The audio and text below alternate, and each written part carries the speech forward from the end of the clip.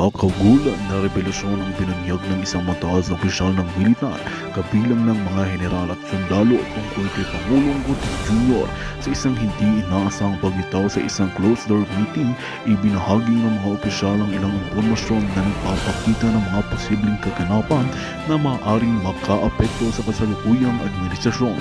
Ayon sa mga ulat, ang mga revelasyon na ito ay may kaugnayan sa mga desisyon at hakbang na isinasagawa ng Pangulo na umano'y may malalim na epekto sa seguridad ng bansa. Binigyan diin ng mga general ang kanilang pag-aalala sa posibleng implikasyon ng mga aksyon ng Pangulo na maaaring magdulot ng kaguluhan at hindi pagkakaunawaan sa loob ng pamahalaan at sa hanay ng mga militar. Sa kabila ng aligasyon na nanatiling tahimik ang Malacanang sa isyu, ngunit marami ang nag-aabang sa magiging tugon ng administrasyon. Patuloy na nakaantabay ang sambayan ng Pilipino sa anumang susunod na hakbang ng mga kinauukulan, lalo na't usapin ito ng pambansang seguridad at kapakanan ng bayan.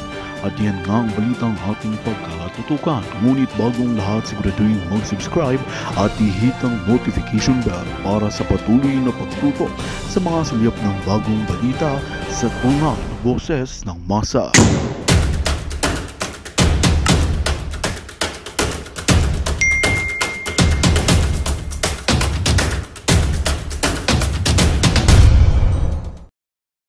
Would matter much strategically, economically, at saka karamihan, may mga Pilipino inchik na nga yung dugo at saka pro-Chinese na nga So, bakit? Meron kayo nadidinig pogo doon sa Taiwan? May nadidinig kayong mga doon, mga estudyante sa Taiwan na mga pare-pare sila inchik hindi mo mahalata Pero dito sa atin, bakit ang dami? May mga pogo, no? Ng mga military age na mga pumupunta dito sa atin. May mga negosyante, may mga kompleto That's why we have been invaded. Ang kulang na lang sa kanila is yung go signal, yung trigger. Wala, tatanga-tanga tayo Yabang tayo, kala natin. May nagtanong, can we defend the Philippines? Of course, we can defend. Ang tanong is, do we want to defend? Yun yung tanong. We cannot win a war now. Kasi tayo, tanga-tanga tayo. Hindi nga yanda ng AFP yung reservists natin We are in disarray. Ilan lang yung nakikinabang. Okay, balikatan. Highfalutin balikatan. Ilan lang yung matuto dyan. Hindi pa makakaskade yan ng basta-basta. Meanwhile, you have 30 million na reservists of fighting age na hindi handa. Dapat hinahanda na natin yan. 10 years ago, 5 years ago, o kahit 1 year ago, 2 years ago. Ang nga dyan, mag-isip dapat, mag-isip. I-organize na lang, i-organize per province, per province. You defend your own province. You defend everything. And then, kung kinakailangan bumili kayo ng sarili nyong armas, kakabili nga kayo ng motor Bili kayo ng sarili nyong armas, kahit pistol lang, para may panlaban lang. Kaya nga yung PNP, pumayag na sila ng ng 5.56 saka 7.62 Pumayag na itong Senate, hinaharang Tignan mo to Senate natin, utak, ewan talaga Ang iniisip ninyo is yung kung magiging parang US tayo na may mga shooting spree. Higpitan yung yung psychological exam. Hindi pa nangyayari yung krimen para may krimen na. Ang isipin ninyo is kailan tayo pa maghahanda? Okay, nandun ako sa no to war. But we have to have a certain degree of preparedness. No? No to war. Ang hirap nun. Ngayon, ang hirap nun. Okay. Lorette Tokita from Tokyo, Japan. Magandang gabi. Hello, Japan. Venus Danlike. Good evening. Maraming salamat, Venus. We love you. We love you too. Marily Enero, Ma'am Mirasol, Ison, good evening po. Sa mga nanonood kong mista, kung nanonood kayo, no? Ano lang, ang suggestion ko mga bok, doon lang tayo sa tama. Saka, wag kayo susuporta sa akin kasi kunyari iniisip nyo magkakaroon ng posisyon. Hindi, wala. Hindi ko kinakausap sila, ano. Wala akong kausap sa mga Duterte, wala. Hindi ako nag-ambisyon ng posisyon. Sinasabi ko lang na, okay, kung meron man akong papasok, ayaw mag-senator. Ito mga nagko-comment, gusto mag-senator ako. Iba gusto mag-VP ako. Meron pa nga nagsasabi, mag-presidente. Ayokong susuporta lang tayo kay Sara. Kung, knock on wood. Hindi, walang tao. Kung si BBM ay hindi makatapos. Okay. So doon na ako sa topic. Maraming almost 1 hour na ako. Ngayon, ang topic natin, ang title ko is hanggang saan? Hanggang kailan? Para sa lahat ng Pilipino to, para sa lahat ng Pilipino, nandito man sa Pilipinas o sa abroad, para sa presidente, para sa iyo, BBM, para sa inyo, mga senador, congressman, lahat ng politiko, lahat ng mga agency head, lahat ng director, na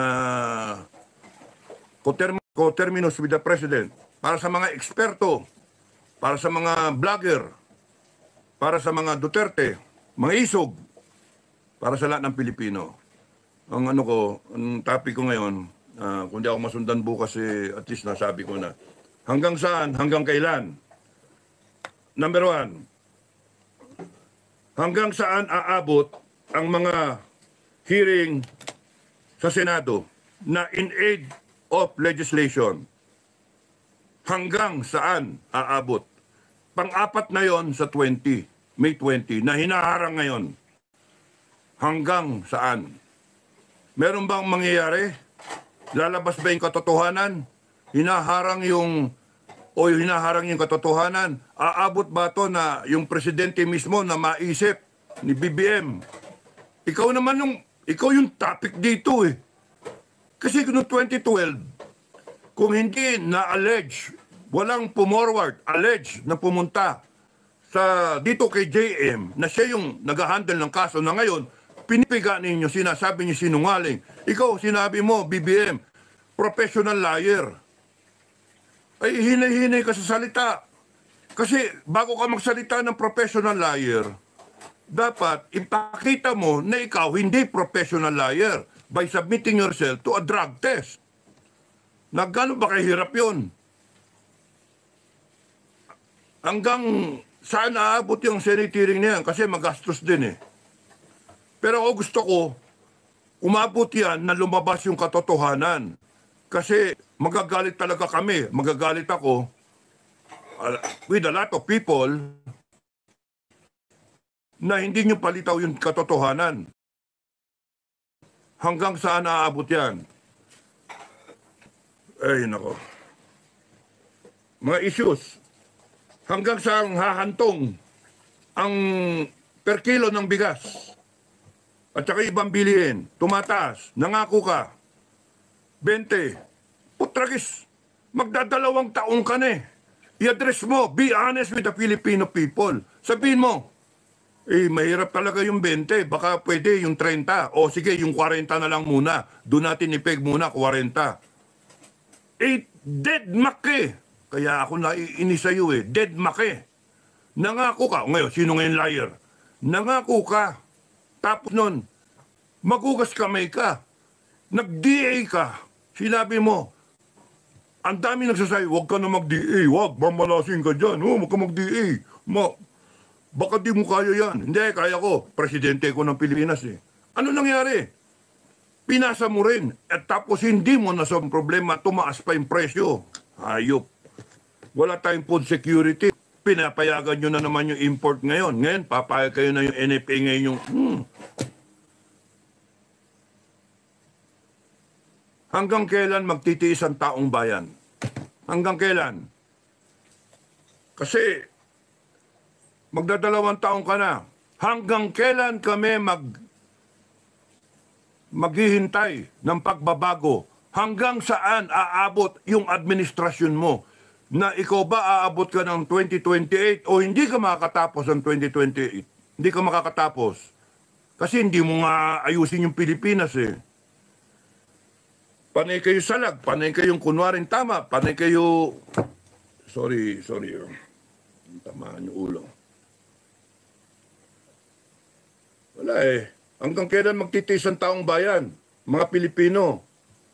Na taas ng taas yung presyo. Tataas yung kuryente. Hanggang kailan magtitiis ng ng walang kuryente? Hanggang sa aabot yung mga brownout na yan. Baka umabot ka na parang si Cory Aquino. Hanggang kailan tayo magiging yung mga magsasaka natin biktima ng El Nino na tigang yung lupa. Alam naman ninyong dadating yung El Nino eh. Sinabihan naman kayo eh. Ang kulang eh. Kulang. Dapat yung imagination eh. Ang daming tubig baha. Sana na-imbak ninyo ilang taon-taon baha tayo. Imbakin ninyo, ibato nyo doon sa, ewan ko sa inyo. O mag-create kayo ng bagong impounding area, above ground, low ground, underground, lowland ba? Or underground, na nandoon lang yung tubig, imbis na pumuntang dagat, tumatapon, iniipon nyo yung volume, and then, pagdating ng tag-init, ayun, gamitin yung irrigation. Dumadaming populasyon, tapos yung Manila, kumukuha ng tubig sa mga dam, tapos yung mamaya kulang, tapos yung irarasyon nyo yung tubig ngayon. Problema yung tubig, sasabihin nyo, magtipid. Yung mga nagnenegosyo ng mga car wash, wag na muna, magsara muna kayo, tartado kayo. Pag dinegosyo ninyo, gusto ninyong gumanda ekonomiya, ang daming mag-invest, tapos nun mamaya, magsara na lang kayo. Ganon din yung mga restaurant. Problema kayo. Hanggang kailan? Na ang tao ay napapailalim sa singil ng mga kuryente na ang yayaman, ang yumayaman ay yung isang kumpanya, dalawang kumpanya lang. Yung oligarko, oligopoly. Kasi ilan lang naman yung may hawak ng kuryente. Ilan lang yung may hawak ng tubig. Di ba dapat paghahawak yan ng taong bayan, pag-aari yan ng taong bayan para nakikinabang naman, nagbabayad ng taxes ang taong bayan para pakinabangan naman ng serbisyo. Kung hawak ka ng gobyerno yan, hawak ng taong bayan, pag-aari ng gobyerno, di wala sanang, hindi naman problema yung tao na, singil, taas. Pinakikinggan ninyo yung reklamo nung mga kumpanya na yan, ang dami nilang problema, singil, etc. Tapos pagdating sa dulo, magdedeklara sila ng bilyones na profitability. Kawawa tao eh. Hanggang kailan yun? Forever na ba kami ganyan? Hanggang matapos yung term mo? Ay. Hanggang kailan magtitiis ang taong bayan na matutulog kami, iniisip namin, baka magkagera na sa susunod na araw. Hanggang saan aabot yung sitwasyon natin sa West Philippine Sea na binobomba tayong tubig? Ano ba, meron pa ba madadagdag doon? Sabi mo, hindi tayo mag-water cannon. Ano gagawin natin? Sampa na naman tayo ng reklamo? Hanggang saan aabot yung pagsasampa natin ng reklamo, ng diplomatic protest? Yung na lang ba ang gagawin natin? O talagang dadali mo kami sa gera? Hanggang kailan kami that we will live each day in fear, in uncertainty? Hanggang kailan yon? Hanggang nandiyan ka? O baka hindi pa matapos yung term mo, nandun na tayo sa gera? Hanggang kailan kami mag-iisip na yung future ng Pilipinas ay isang malaking question mark? Nyawa tayo.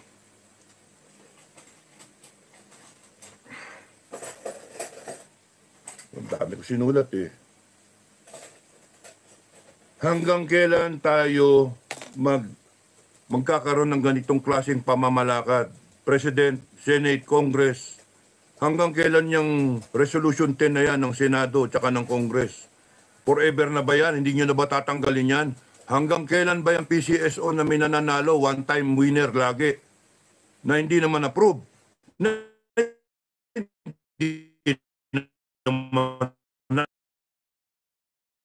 hindi naman na, ano na, hanggang kailan nyo nakawan, sir, no? Hanggang kailan kami magrereklamo na yung binabayad namin taxes, kinukulimbat lang ninyo? Ay. Hanggang kailan na matatakot ang tao na may droga? Hanggang kailan kami maghihintay na magpa-drug test ka na? Para wala sa isipan namin na bangag ka. Yun yung aligasyon, bangag ka. Paano? Hinabi ni ex-President Duterte, bangag yang si BBM. O, sinagot mo, bangag ka rin. Ano ba kayo? Ano ba kayo? Ang tatandaan nyo na eh, para kay mga di-Pilipino naman, Diyos mio. Ayos, magpa-drug test na lang kayo. Lahat ng nasa cabinet mo. AFP, PNP, you subject the President to a drug test. Let's move forward. Hindi pwede ito na yung katotohanan. Hindi pwedeng harangin yung katotohanan. Tapos mananakot kayo ng Sir Libel, mananakot kayo ng isasara yung mga sokmed. Tatakutin ninyo yung mga vlogger. Hindi pwede yun. Hindi pwede. Because kayo, once upon a time, tandaan ninyo, bago kayo naupo sa pwesto, hiningi ninyo ang aming approval na malagay kayo sa pwesto. Tandaan nyo yun. Kaya kami nanggigigil, kaya kami galit na galit kasi tarantado kayo. Ano ba kayo? Hiningi nyo lang. Please, please. Iboto nyo ko, iboto nyo ko. No, 20 pesos yung bigas. Tarantado. Umasa ang Pilipino. Tapos ngayon ang yabang ninyo. Isipin ninyo, hindi forever. Nagtatanong na rin ng tao. Ako, nagtatanong ako ngayon, hanggang kailan? Hanggang kailan ako mag-iisip? Hindi maganda. Hindi maganda yung palakad mo. Na hindi karapat dapat ka na tawagin kang presidente ng Pilipinas. Hindi ka karapat dapat tawagin commander-in-chief. Hindi ka karapat dapat sundin ng mga tao. Sundin ng armed forces. Wala kang kwente. May patay eh. Magpaparty ka. Attend kang kasal. Manonood ka ng Formula 1. Pupunta ka sa ibang bansa. Mayroon pang bulaklak yung hagdanan mo. Eh yung mga nauna sa'yo, wala namang bulaklak yung hagdanan. Ano ka? Para ka bang hari? May kapritsyo ka. Magkano isang setup ng 25,000? Hayop ka. Parang pera ninyo yan ah. Saka kayong mga nakikinabang kayo, hanggang kailan, isipin ninyo, hanggang kailan nyo gagawin yan? Hanggang matigang na yung taong bayan, mainis na talaga. Ay, nako. Krimen. Ay, yung tanimbala sa airport, tanim kaso. Tanim kaso, hayop kayo. Yung babalik ta rin ninyo isang tao, siya ngayon yung may kasalanan. Gagamitin niyo yung batas para lang ibagsak yung tao. Wala kayong kakwenta-kwentang mga Pilipino. May mga MUP. Alam ko, feel na feel niya yung sinasabi ko ha. Pero easy lang. Ako na lang muna. Nagpa-BP ako kanina eh. Wala pa, malayo. AFP, PNP, hanggang kailan? Hanggang kailan? Kayong magpapauto. Hanggang kailan? Na may magdidesisyon, na hindi presidente magdesisyon sa mga assignment. Hanggang kailan yung pagtatakpan ng mali? AFP, PNP, hanggang kailan yung pakikinggan yung taong bayan na sumisigaw, dumadaing? Kayo na mauna. AFP, okay mauna. Okay mauna. Okay muna. Magmasid lang kayo. Ang mahalaga sa AFP, buo kayo. Buo. PNP, AFP, buo kayo. At alam nyo yung nangyayari. Para kung kinakailangan, hindi kayo pwedeng linlangin, utuin, at mawala kayo sa lugar. Doon kayo sa lugar ng taong bayan, AFP, PNP, lahat ng PMAR, non-PMAR, doon kayo, isa lang, buo. Hanggang kailan? Malapit na. Malapit na. Malapit nang magkagurguran. Ano ito? Hindi ko lang mabasa yung sulat ko eh. Anyway, tapos taong bayan. Marami pang marami pang mga issues eh. Yung korupsyon nakakainis eh. Hanggang kailan natin uulit-ulitin to taong bayan? Hanggang kailan? Hanggang saan tayo aabot ng nakailang eleksyon tayo? Mula nung pinalitan natin si Marcos Sr. Mula nung nag-People Power 1 tayo, 1986. 1986, 38 years thereafter. Tama ba? 38 years thereafter. Gusto na naman natin mag-people power. wala tayong kadala-dala, no? Hanggang saan aabot ito? Itong bangungot na to, masamang panaginip. Itong kahibangan na to, hanggang kailan? Paulit-ulit tayo, taong bayan. Paulit-ulit tayo. Boto. Alam mo ng tarantado, iboboto natin. Alam natin gago, kakalimutan natin. Iboboto natin ulit. Hanggang kailan tayo makikinig sa mga aruganteng politiko na nakikita ninyo na kapwa Pilipino natin ay minamasama nila, minamalit nila, iniinsulto nila, at sinasabing sinungaling. Kasama natin, kapwa Pilipino. Oh, ano nangyari? Akala ko ba makamasa kayo? Akala ko ba makatao kayo? Bakit ganyan? Tarantado kayo. Binigyan namin kayo ng kapangyarihan, tapos kami ngayon ang gigipitin ninyo. Kami ngayon yung lolokohin ninyo. At masakit, kami yung nanakawan ninyo. Hinayupaks kayo. Hanggang kailan tayong ganyan? Hanggang kailan tayo aasa na ang Pilipinas ay gaganda? Hanggang saan natin makikita ang Pilipinas na napag-iwanan na ba talaga? Hindi na tayo aangat? Hanggang panaginip na lang ba tayo? Hanggang bangungot. Walang gumigising eh. Gising na, taong bayan.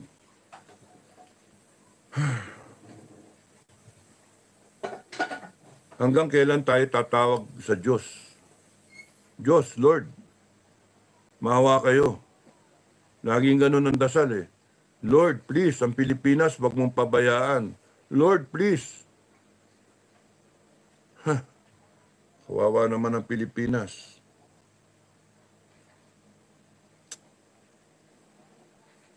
Hanggang kailan yung mga OFW na papayag silang malayo sila sa mahal nila sa buhay? Kayo, mga OFW. Hanggang saan kayo papadpad ng tadhana? Paiba-ibang bansa. Hanggang saan kayo aabot? Paiba-ibang bahay, paiba-ibang trabaho. Hanggang kailan kayo malalayo sa inyong pamilya, sa asawa, sa anak, sa mga magulang, sa mga mahal nyo sa buhay?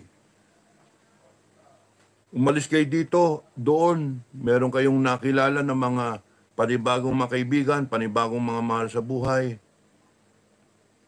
Tapos hanggang kailan kayo magpapadala ng pera? Para lang buhayin yung pamilya ninyo. Dahil sa walang pinapakita dito sa atin eh, na ikagaganda ang buhay. Laging sa ibang bansa ang kagandahan ng buhay. Mas magandang sahod. Kasi dito sa atin, ang mga politiko natin, hindi iniisip yung sahod natin. Yung sahod na igaganda, pinag-iisipan pa. Reviewin nyo ha. Reviewin nyo, wage board ha. Hanggang kailan yun? hanggang tumanda kayo, hanggang sa magkarayuma kayo. Tapos pagdating nyo dito, yung pamilya ninyo, putak, nagkabilang bakod na yung asawa. O kaya nilustay lahat ng pera nyo. O kaya yung nabiktima ng droga. PI talaga. Hanggang kailan yon? Bumoto tayo ng tao sa pangarap na dadalhin tayo yung bansa natin sa isang napakagandang pangako, sa isang napakagandang panaginip.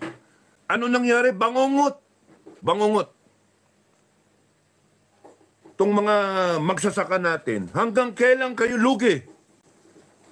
Lugi. Magtatanim ka, uutang ka. Lugi. Pag inani mo, babarating ka. Ganun ang farmer natin. Ganun ang mangingisda natin. Hanggang kailan kayo pipigilan, haharangin dyan sa isdaan ninyo sa West Philippine Sea? Na wag na lang kayo dyan mangisda, sa ibab na lang. Iba na lang ang pasukin yung hanap buhay, wag na lang dyan. Putragis. Puta mo. Hanggang kailan yan? Na ang posture natin ginikipit lagi tayo. Na sila pa ngayon ang may karapatang magalit. Hanggang kailan yung bases ng Amerikano? Libre. Hanggang kailan na tingin natin peace time, peace time. Anytime pwedeng pumutok ang gera kasi magnet ng mga missile yan. Nandyan pa yung mga kano.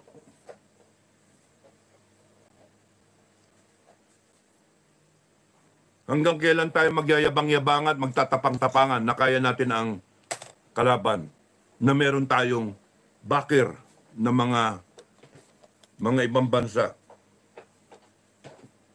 Hanggang kailan natin pagkakatiwalaan yung mga yan?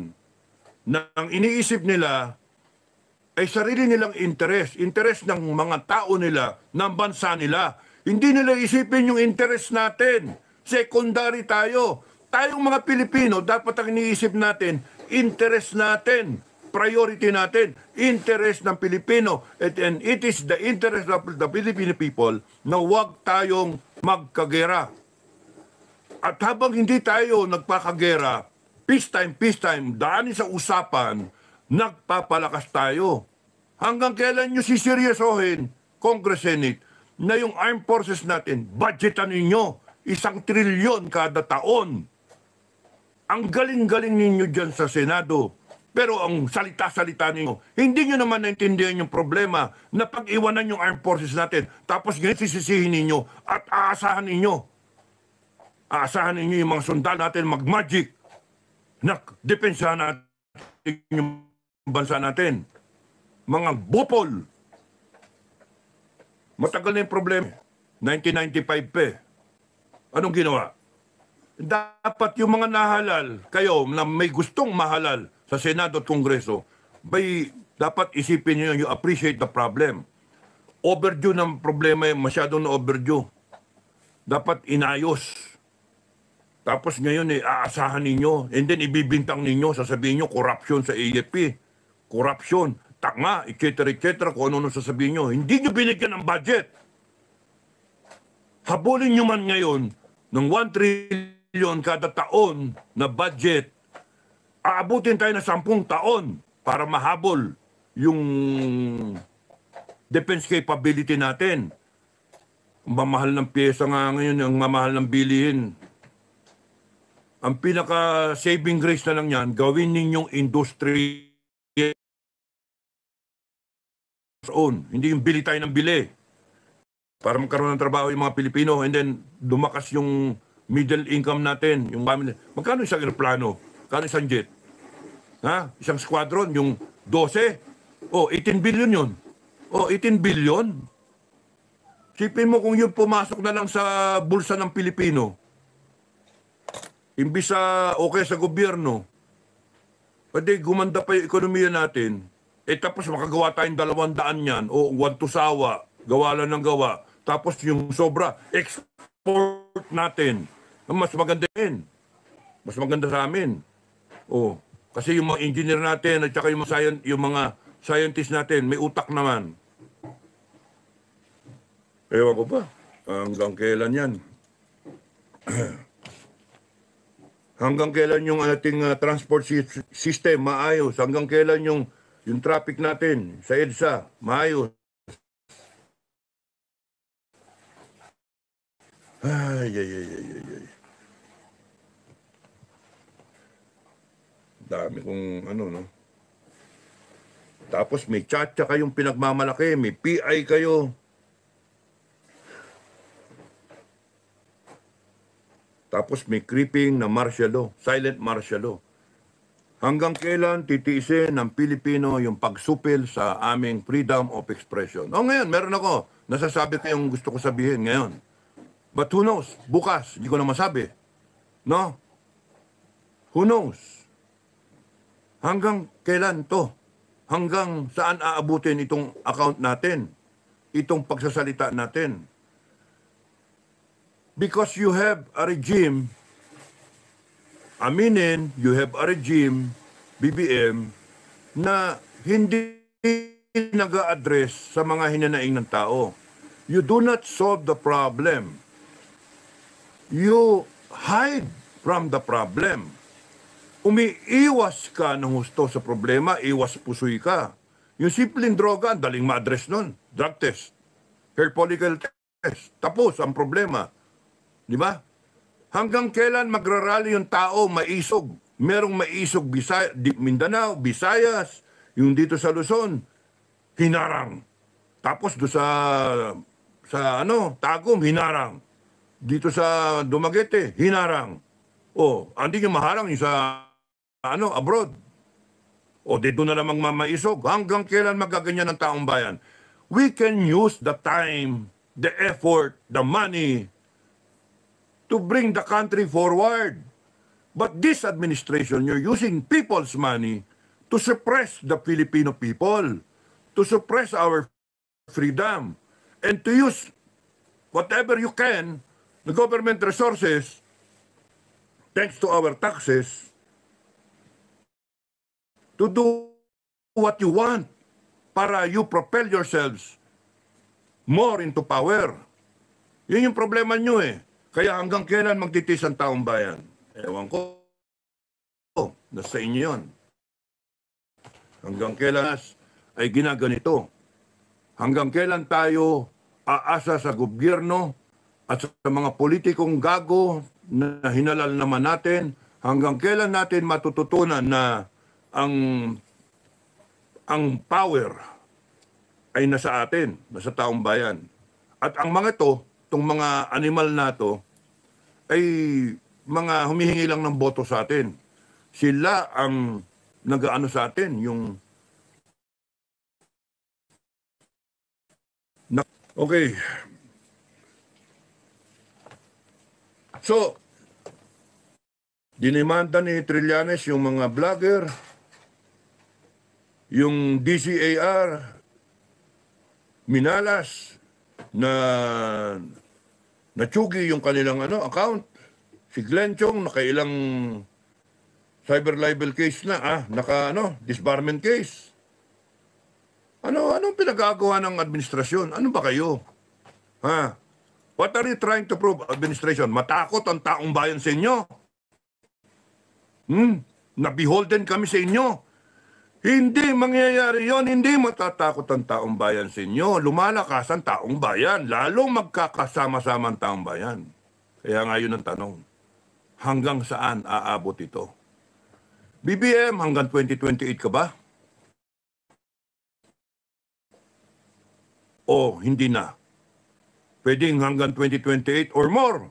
Kasi binabago niyo yung konstitusyon. Sa tingin niyo ba, ang ang bayan ay hindi rin nagtatanong sa sarili na kagaya ginagawa ko ngayon? Hanggang kailan? Hanggang saan to? Hahantong. Hindi pa ba kayo napupuno? O punong-puno na kayo? Kaya nga kung sino may hawak ng ebidensya, ilabas nyo lahat ng ebidensya bago pigilin na naman yung hearing sa Senado. Yung hearing sa 20th, you better bring out the evidence. And then, ayusin na natin ang Pilipinas. Ako ay Pilipino. Pilipino ko. Gusto ko man paniwalaan na Pilipino rin yung nagpapatakbo ng gobyerno natin. Kasi hinalal natin. Ang problema ay hinalal natin. Sa iba, seemingly, allegedly, pinapatakbo sa iba, yung Pilipinas. Whether that is true or not, we don't know. Magandang balita ang hatid namin sa inyo ngayong araw. Sa pagtatapos ng aming balitaan, nagbigay kami ng mga mahalagang impormasyon. Maraming salamat sa pagtutok at pagsuporta sa aming programa. Huwag kalimutang manatili sa mga susunod na araw para sa mga bagong balita at mga kwento na dapat nating abangan. Mula sa Boses ng Masa, magandang araw Pilipinas!